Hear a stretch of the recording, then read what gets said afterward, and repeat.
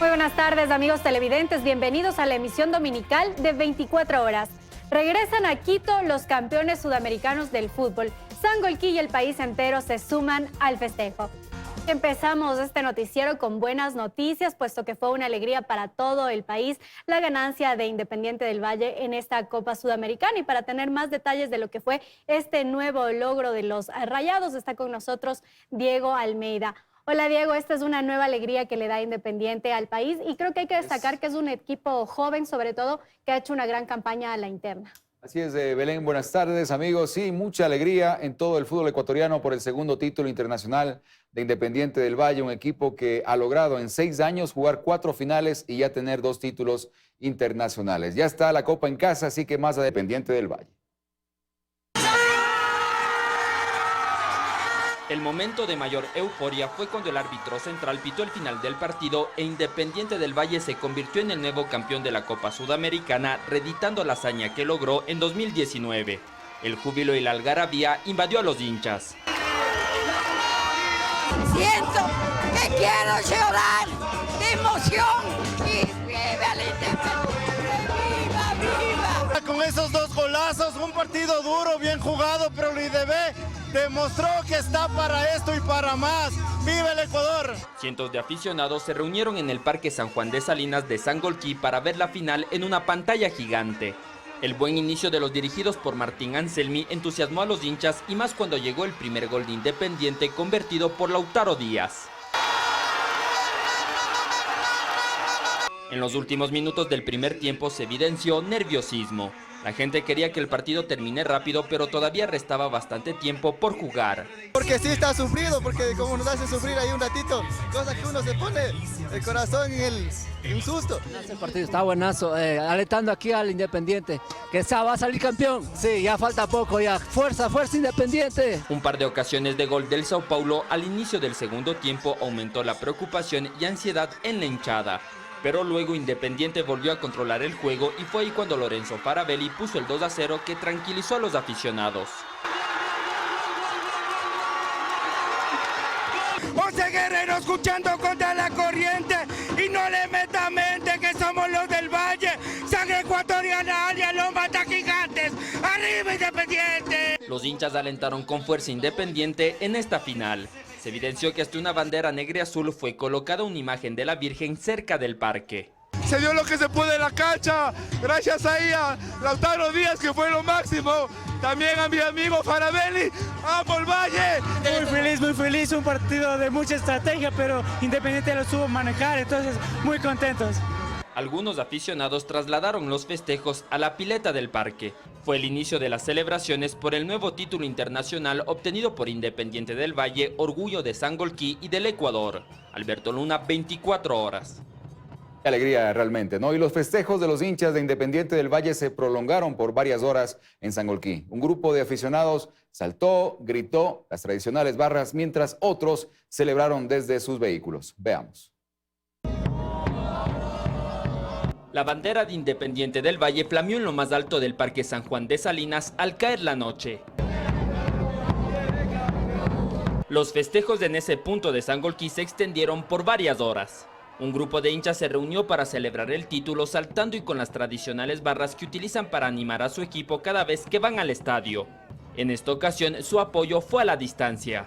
Espectacular, es la segunda alegría que nos da Independiente del Valle. Estamos súper contentos aquí en Sangolquí por haber recibido esta alegría nuevamente y mil gracias y nunca me voy a arrepentir de este amor por este equipo que tengo aquí. Grandes y pequeños celebraron la nueva hazaña internacional de Independiente. Y yo cuando sea grande quisiera ser parte de este gran equipo de campeones. ¡Dale campeón! ¡Dale campeón! ¡Dale campeón! ¡Dale campeón! En las calles de Sangolquí también se evidenció que un gran número de hinchas salió a festejar desde sus vehículos y con banderas. Fue evidente su emoción.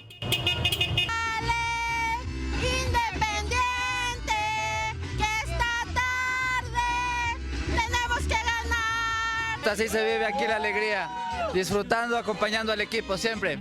Muy bien, excelente partido, un orgullo de ser de Sangolquí. Fue una tarde y noche que la afición de Independiente del Valle recordará por mucho tiempo. Alberto Luna, 24 horas.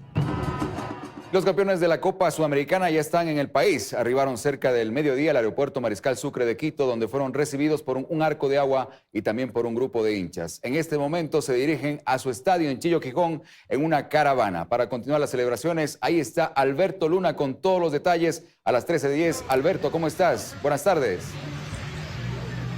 Hola Diego, ¿qué tal amigos televidentes? Buenas tardes. Sí, en estos momentos, como ustedes pueden ver, somos parte de la caravana que está llevando a los campeones de la Copa Sudamericana con destino al Estadio del Independiente del Valle, donde continuarán los festejos allá en el Cantón Rumiñahui, provincia de Pichincha. Llegaron aproximadamente, el equipo llegó aproximadamente a las 11:45. Voy a pedir a producción que me ayude por favor con las imágenes del arribo del equipo de Independiente del Valle, donde ahí fueron recibidos por un arco de agua como reconocimiento a la hazaña que logró Independiente en el torneo internacional. También fueron recibidos por un grupo de aficionados que llegó a esta terminal aérea para dar su aliento, para apoyar al equipo y mostrar la alegría después del título conseguido. Nosotros también pudimos conversar con el director técnico Martín Anselmi y también con el capitán Cristian Pellerano a su llegada. Escuchemos. Sí, me tomé esos 2 minutitos que sentí que el partido estaba para intentar caer, para intentar ser consciente y estar presente de lo que logramos. Sí, sin duda. El 19, la Liga, el ascenso, son todos títulos importantes, cada uno en su momento, y la verdad que estamos muy felices de haberlo logrado de vuelta. La ruta que va a cumplir esta caravana está después de salir del aeropuerto Mariscal Sucre que estamos realizando en estos momentos. Recorrerá la ruta E35, después irá por el Colibrí, pasará por el monumento a Rumiñahui y después llegará al estadio de Independiente del Valle. Está previsto que a las 14 horas abran la puerta del estadio para que los aficionados puedan entrar y que también se sumen a los festejos con un recorrido de la Copa Sudamericana que también está aquí en el país. La portaba Junior Sornosa en esta caravana. Esta es la información, amigos televidentes, que les tenemos a esta hora cuando son las 13:13. Doy paso nuevamente a estudios contigo, Belén, que nos tienes más información. Sin antes decir que vivan los campeones, que viva Independiente del Valle. Buenas tardes. Muchas gracias, Alberto, y sin duda nosotros también nos sumamos a esta alegría y a estas felicitaciones. Vamos a hacer una primera pausa, pero al regresar, conozca lo que... Seguimos con más información. Las fallas y fisuras presentes no garantizan la vida útil de la central Coca-Cola Sinclair. Eso dice el informe que recomendó no recibir la obra. El documento además le sugería al presidente reconsiderar la designación de Javier Vera como ministro de Energía por un conflicto de intereses. Sin embargo, el pasado jueves el correísmo y oficialismo no dieron paso a este informe. Se trata de la que fue anunciada como la mayor central hidroeléctrica del país y terminó costándole al Estado 3.311 millones de dólares según el informe, pero que pese a que supuestamente está lista para ser entregada, tiene graves problemas estructurales que son insubsanables. Por ello, quien elaboró el informe de la Comisión de Fiscalización recomendaba no recibir la obra, pues las fallas y fisuras presentes no garantizan la vida útil de la central. El informe, que tiene 121 conclusiones y 13 recomendaciones, señala que entre 2015 y 2022 se detectaron 17.499 fisuras en sus 8 distribuidores. Pero esto no es todo. La aparición de las fisuras sería responsabilidad de Sinohydro y de la fiscalizadora. La fiscalizadora tiene como accionista a familiares del actual ministro de Energía, Javier Vera. Allí aparece otra de las sugerencias del informe, que el presidente revise la designación de Vera como ministro. En 2016, el ex vicepresidente Jorge Glass inauguró la obra, pese a que los materiales usados tenían supuestos defectos de fábrica, dice el informe. Pero contratos en torno a esta obra no solo tocan al gobierno de Rafael Correa, también al de Lenín Moreno.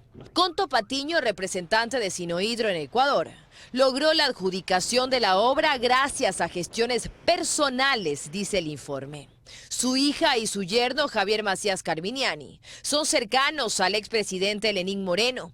Conto Patiño recibió el 1% del monto del contrato de la obra, es decir, habría recibido $19.797.000 por su gestión. Luego entra a la escena el ex primer mandatario y la empresa que construyó su hermano, INA Investment. Conto Patiño administraba esta compañía que en 2015 compró costosos muebles que fueron enviados a la casa de Lenín Moreno. Según Moreno, los muebles le fueron prestados por su amigo. Esta misma empresa, INA Investment, compró un departamento en Alicante por $133.000. Las facturas se emitieron a nombre de el hermano de Lenín Moreno. Sin embargo, el informe que recomienda que la Fiscalía inicie acciones en contra de los contratistas y de funcionarios del gobierno de Rafael Correa y de Lenín Moreno, que recomienda también la salida del actual ministro de Energía y la no recepción de la obra, ya no irá al Pleno de la Asamblea Nacional, pues oficialismo al abstenerse y correísmo al votar en contra lo impidieron. Dayana Monroy, 24 horas. Más de 30 hospitales y clínicas privadas del país que son prestadores externos del Seguro Social piden dialogar con el gobierno para establecer acuerdos de pago que les permitan empezar a recibir parte de los millonarios montos que desde hace más de un año les debe el Estado. Sus empleados y proveedores llevan meses impagos. Salen una y otra vez a las calles, buscan ser escuchados. Son trabajadores de hospitales y clínicas privadas que funcionan como prestadores externos del Seguro Social. Marlon Santos, quien trabaja en el área de cirugías del Hospital León Becerra, explica cuál es la situación actual. ¿Qué pasa? Que nosotros seguimos atendiendo pacientes tanto del Ministerio de Salud Pública y tanto del IES, pero a su vez no recibimos absolutamente ni un solo centavo de estas entidades. Solo a esa casa de salud el gobierno le debe $3,5 millones.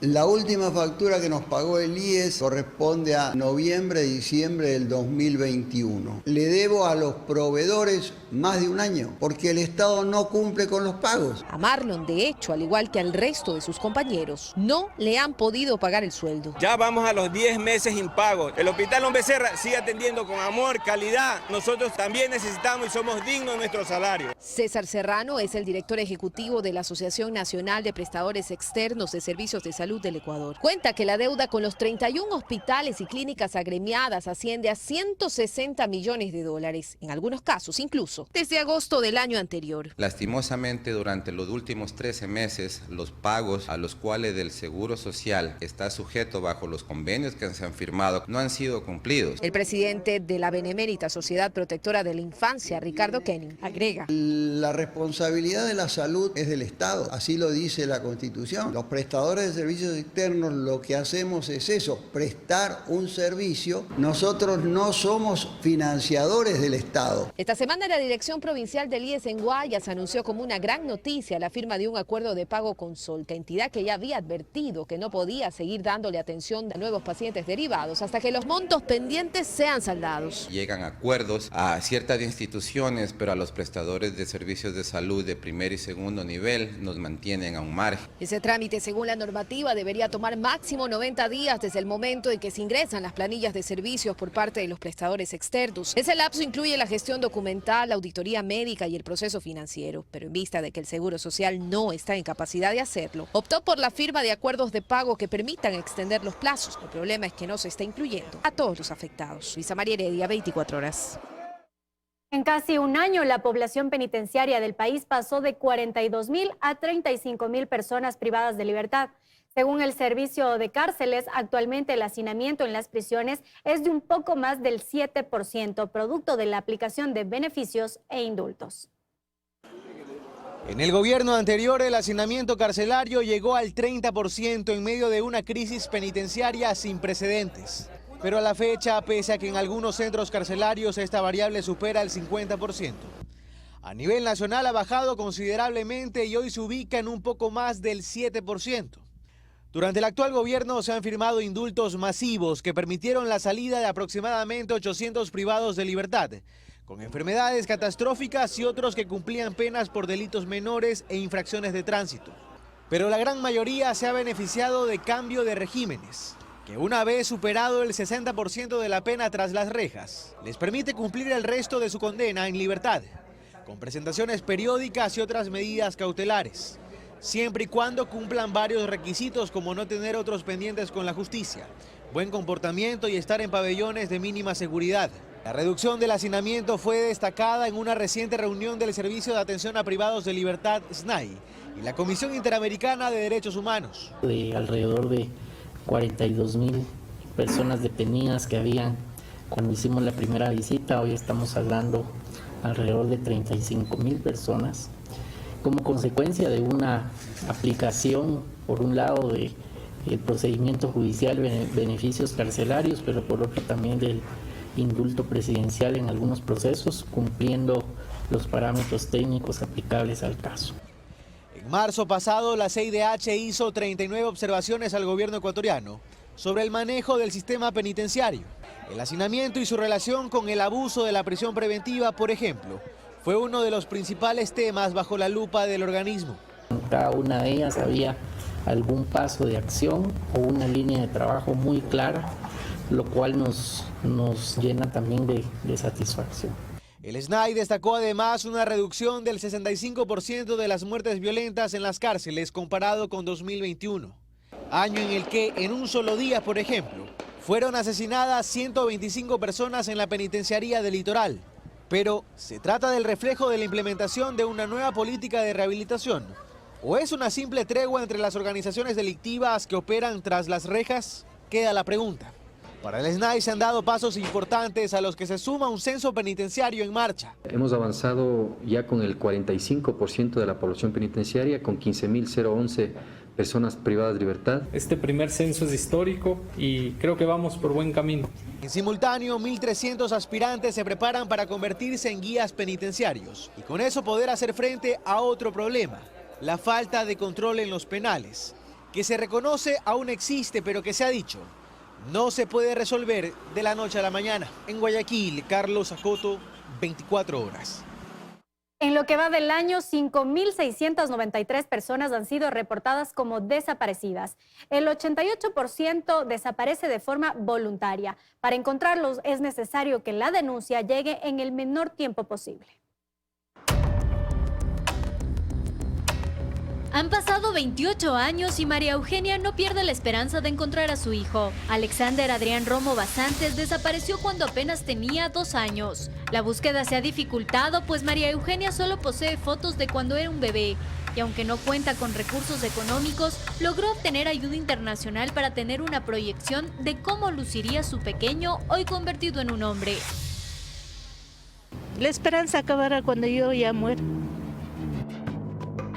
Isabel, en cambio, ha transitado el doloroso camino de buscar un ser querido desde hace 11 años. Su madre desapareció en la Plaza Grande y desde entonces las investigaciones, más que certezas, le han dejado solo dolor e impotencia. Hasta ahora, como 7 agentes en el caso de investigación de mi mami, pero ninguno logra dar con una respuesta, por lo menos una hipótesis de saber si es que ella está viva o está muerta, ¿no? Fernando es el padre de Michelle Montenegro. Desapareció hace 51 meses cuando salió de su casa en el sector de la Armenia. Cuenta que él y su familia han realizado sus propias investigaciones frente a la indolencia de las entidades, dicen. Lo que nos preguntaron si no estaba embarazada y después de eso ya de regresar a los 9 meses y ya de estar con el novio. Una fiscalía y una policía machista, como siempre. En Ecuador, las desapariciones son más frecuentes de lo que pensamos. Según datos proporcionados por el Ministerio del Interior, desde el 2002 hasta septiembre de este año, se registran 2.096 investigaciones por desapariciones. Las estadísticas determinan que del total de desaparecidos, el 52,8% corresponde a mujeres. El Estado no nos responde. No nos responde con un servicio profesional especializado, sino que tenga que ser el azar el que encuentre muchas veces los cuerpos. En Quito, Belén Merizalde, 24 horas. La educación de niños se complica en sectores populares de Guayaquil a causa del crimen. Padres de familia se convierten en guardianes de sus hijos y los custodian mientras reciben clases. Los vacunadores les piden $5 semanales. Esto se suma al último asesinato ocurrido en los exteriores de una escuela en el distrito más violento de esa ciudad. Permanecen de pie afuera de esta ventana durante al menos 8 horas. Conversan entre ellos, esperan, pero jamás alejan la vista de aquí. Adentro están sus hijos, recibiendo clases en su escuela. Pero la unidad educativa Dolores Veintimilla de La Prosperina ya no es un sitio seguro para ellos. Los padres de familia se turnan para cuidar a sus hijos. Así es, pero ya que uno qué puede hacer. Claro, ya muchas cosas pasan y mi nieta estudia aquí, pues tengo que cuidarla. Hace 15 días en el lugar asesinaron a uno de sus alumnos. El gobernador prometió seguridad. Con la Policía Nacional y con el Ejército aquí, porque este lugar va a ser intervenido a partir de este momento. Esto jamás ocurrió. Eso que usted acaba de ver en la escuela es el abandono total que tiene el gobierno a las escuelas y a los colegios. Por otro lado, en Horizontes del Fortín, la escuela donde este jueves asesinaron a una mujer mientras iba a dejar a su hijo, continuó cerrada. Esto sin sumar las extorsiones. En Ciudad Victoria, los padres de familia son extorsionados. Les piden $5 a la semana. Ya han advertido a los profesores que si no colaboran ya van a tocar ponerle a explosivos. Algunos piensan en ya no llevar a sus hijos a estudiar. Yo prefiero a mi hija dejarla en casa porque imagínense, son 4 niños que tengo yo en el plantel. La semana pasada la escuela amaneció rociada de gasolina. Padres y maestros se lo atribuyeron a amenazas de los extorsionadores. En Mucholote 1, los padres de la escuela inicial Los Andes aseguran que delincuentes han saqueado la unidad educativa 6 veces. Lo poco que tenemos de nuestros niños se llevan. Y este sábado, nuevos crímenes en Sociovivienda 2 vuelven a suspender actividades extracurriculares de los más pequeños. El crimen en Guayaquil ya complica la educación de los niños de sectores populares, sin que nadie haga algo para detenerlo. El responsable no es el Frente de Seguridad del gobierno, o no sería ese el único, sino que hay un responsable mayor que hemos visto que ha dejado de hacer lo que le corresponde, y es del Frente Social. Además de a la policía, solicitamos información al Ministerio de Educación, pero el ministerio no ha contestado nuestras inquietudes. Pues si bien la seguridad le corresponde exclusivamente a la policía, ya hay niños a quienes se les está privando su derecho a la educación. Dayana Monroy, 24 horas. Vamos a hacer... Y seguimos con más noticias. Hasta el momento hay 38 candidatos confirmados para el Consejo de Participación Ciudadana y Control Social, y otros podrían sumarse según se resuelvan los recursos en el Tribunal Contencioso Electoral. Mientras tanto, el CNE informa por qué habría menos candidatos inscritos para las dignidades seccionales si lo comparamos con el proceso anterior. En comparación con las pasadas elecciones seccionales, para el próximo proceso de febrero 2023, se inscribieron 17.500 candidatos menos. Proceso 2019 fueron 81.000 aproximadamente candidatos, hoy hay 63.500. Esto, según el consejero Cabrera, se explica por varias razones. El tema de que el 30% de las listas está encabezada por mujeres. El tema de los $25 que cuesta la notarización de las declaraciones juramentadas en el sector rural.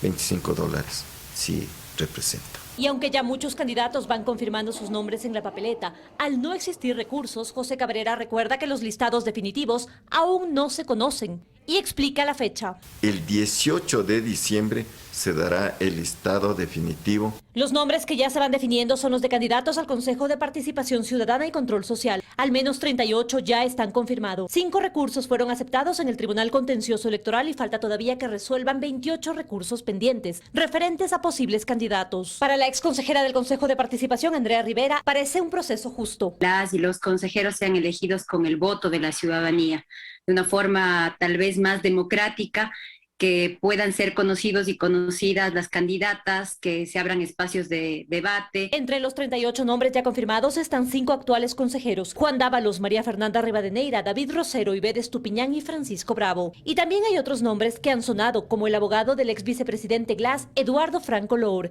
la activista Pamela Troya o el ex diputado y abogado de acreedores de Filambanco, Óscar Ayerbe. Para Rivera, después de todo lo que se ha dicho del Consejo de Participación, se requiere conciencia ciudadana, y esto les dice a los candidatos. Bueno, las nuevas consejeras y consejeros deberán ser personas íntegras y comprometidas con los derechos de la ciudadanía a participar de todos los asuntos de interés público. El listado definitivo de candidatos al Consejo de Participación Ciudadana y Control Social se conocerá antes que los candidatos a dignidades seccionales. En Quito, María Gracia Acosta, 24 horas.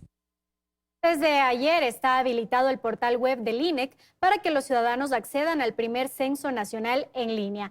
Llenar el cuestionario toma entre 40 y 90 minutos. Desde el 1 hasta el 31 de octubre usted podrá acceder al Censo Nacional en línea. Para hacerlo, primero debe ingresar al portal web censoenlinea.censoecuador.gov.es. Allí debe crear un usuario y el sistema le otorga una clave temporal. Se le desplegarán 4 ítems de registro, ubicación de su vivienda, el hogar y la población. Tome en cuenta que el registro lo hace una sola persona de cada familia. Al llegar al cuestionario de 70 preguntas, usted deberá detallar la información de cada persona que vive en su casa. El formulario tiene una sección de hogar. Allí debe registrar los detalles de cada miembro de la familia y si tiene mascotas en casa. Además, debe ingresar correctamente el tipo de vivienda, si tiene acceso a servicios básicos e incluso qué tratamiento le da a la basura. Al final debe elegir una autoidentificación étnica y orientación sexual. Llenar este cuestionario del censo le tomará entre 40 y 90 minutos. Con ello, obtendrá un certificado que deberá ser entregado al censista que llegue a su casa a partir del 7 de noviembre de este año. En Quito, Karen Aro Ruiz, 24 horas. La Alianza para el Emprendimiento entregará a la Asamblea Nacional una propuesta para que se incluya en el proyecto de ley de inversiones la creación de un fondo para otorgar capital semilla para quienes han decidido emprender y no tienen acceso a financiamiento. Mientras entre la Asamblea Nacional y el Ejecutivo se afinan los detalles del proyecto de ley de inversiones, antes de que sea enviado al Legislativo para su tratamiento, hay sectores como el del emprendimiento que preparan propuestas para que sean tomadas en cuenta en la construcción de esta ley. Nuestro objetivo final es buscar que el emprendimiento y la innovación en el país se fortalezca. En esa línea, ¿no es cierto?, lo que estamos trabajando nosotros y promoviendo, ojalá, una reforma normativa. La Alianza para el Emprendimiento e Innovación AEI, que agrupa algo más de 15.000 emprendedores en el país, ha trabajado en este documento que será entregado esta semana a la Asamblea. Su propuesta medular es la creación de un programa de fondos públicos para capital semilla de al menos $12 millones al año para iniciativas que apenas empiezan. Y por eso decimos que esos primeros recursos para esos emprendedores nacientes, es importante que el gobierno, el Estado, acompañe esas ideas con ese financiamiento. ¿Cómo lo estamos pensando? Bueno, primero ojalá la creación de un fondo, ¿no es cierto?, público-privado, donde haya un aporte del Estado de recursos para que, como te decía, también se puedan sumar también aportes de los privados y que se puedan entregar esos créditos. Es la mentalizadora de un producto que purifica el agua, reduce el uso de plásticos y filtra metales pesados, mejorando la calidad de este líquido vital. Nosotros como Yacupura nacimos con un fondo de capital semilla del gobierno y esto sí marcó un antes y un después. De hecho, Yacupura ni siquiera hubiese nacido sin el acceso a este financiamiento, porque en estas etapas iniciales es un tema de necesidad elemental el tener financiamiento. Dice que encontrar el apoyo para arrancar con su emprendimiento no fue fácil. Explica que en el sistema financiero hay requisitos y condiciones que cumplir, por lo que en ese camino muchas buenas ideas se terminan antes de ser puestas en marcha. Según la Alianza para el Emprendimiento, esta propuesta podría abrir por lo menos 500 plazas nuevas de empleo cada año. En Quito, Karen Aro Ruiz, 24 horas. Inició octubre y arrancó la amplia agenda de eventos para conmemorar los 202 años de independencia de Guayaquil. A continuación, revisemos el cronograma de actividades. Las actividades ya arrancaron desde este sábado y muy temprano. A las 9 de la mañana se realizó el pregón cívico en Guayaquil Independiente. En el evento, la soprano Beatriz Gil interpretó tradicionales canciones guayaquileñas, acompañada por 5 parejas de baile y la banda municipal de Guayaquil. La ciudad, tal parece que fue ayer. 50 cadetes de la Academia Naval Almirante Illingworth portaron el estandarte de la ciudad, junto con los abanderados y 50 pregoneros quienes rindieron homenaje con frases alusivas a la fecha. Mientras, al mediodía de este sábado arrancó en el Palacio de Cristal la 10ª edición del Budokan, la convención de anime, manga, películas, videojuegos, K-pop y cómic más grande del país. y que reúne a fanáticos de la ciudad y diferentes partes del Ecuador. Y desde las 6:30 de la tarde hasta las 9 de la noche se iluminó la plaza de la administración con luces LED. Esto se mantendrá durante todo el mes de octubre. Se colocarán 5.000 metros de luces LED de colores celeste y blanco. Esto será desde la calle 10 de agosto a la calle Aguirre y desde la avenida Malecón hasta la Clemente Ballén. En el acto se presentaron bailarines de folclore, ballet y la banda municipal de Guayaquil. También a las 6:30 de la tarde en el Museo Municipal se dio la evocación de la fragua de Vulcano de 1820. Mientras el domingo se iluminará la calle Panamá, además de las plazoletas Imbabura y Luzárraga, a partir de las 6 de la tarde, durante todo el mes de octubre. Música y baile acompañarán este acto. Este es apenas el inicio de las actividades que se han preparado en la Perla del Pacífico por sus 202 años de independencia. En Guayaquil, Luis Alfredo Zúñiga, 24 horas.